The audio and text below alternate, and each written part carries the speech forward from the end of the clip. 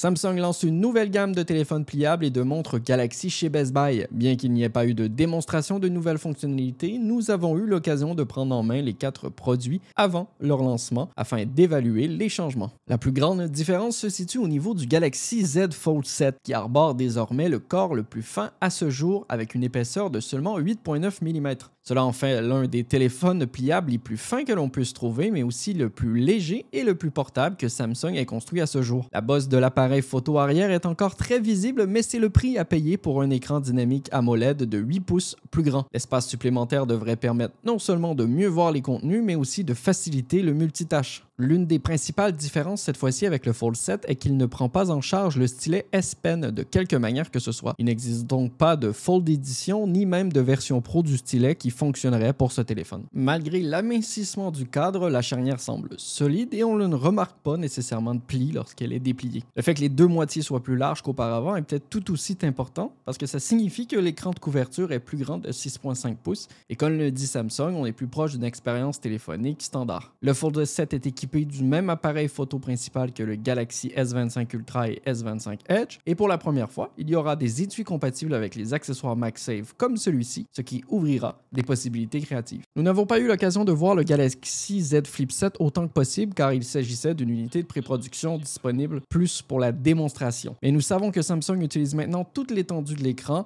avec seulement les lentilles de l'appareil qui ressortent un peu comme des îlots. C'est plus d'espace pour utiliser le téléphone sans avoir besoin de le retourner. Vous bénéficiez alors d'un écran AMOLED plus grand de 6,9 pouces et c'est la première fois que Samsung augmente la taille de l'écran principal depuis le lancement du Flip en 2020. Avec plus d'écrans de deux côtés et une batterie plus grande, Samsung pense que le Flip 7 sera plus efficace à utiliser. Le prochain appareil est la Galaxy Watch 8 classique. Samsung reprend son look classique avec une lunette tournante physique, un design qui sort maintenant tous les 2 ans. Elle n'existe qu'en 46 mm mais ajoute le même bouton rapide que la Galaxy Watch Ultra. L'idée est d'avoir une montre qui puisse s'intégrer partout tout en jouant le rôle d'un coach en matière de santé et de fitness lorsque vous en avez besoin. De nouvelles fonctionnalités concernant l'exercice et la santé cardiovasculaire rendent cette idée un petit peu plus claire. La plupart des fonctions de la montre vous sembleront familières si vous souhaitez la mettre à niveau, mais sachez que Google Gemini introduira de nouvelles fonctionnalités basées sur l'intelligence artificielle afin de rendre la communication plus efficace. Wear OS et One UI de Samsung apporteront de leur côté une plus grande polyvalence à l'expérience logicielle.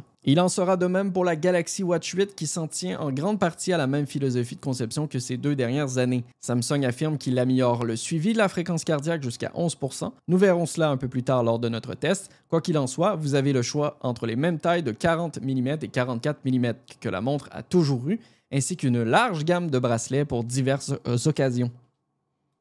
Elle est toujours censée être le modèle le plus actif des 2 Watch 8 et bénéficiera donc d'un grand nombre des fonctions logicielles et de suivi dont je vous ai parlé un peu plus tôt avec la classique.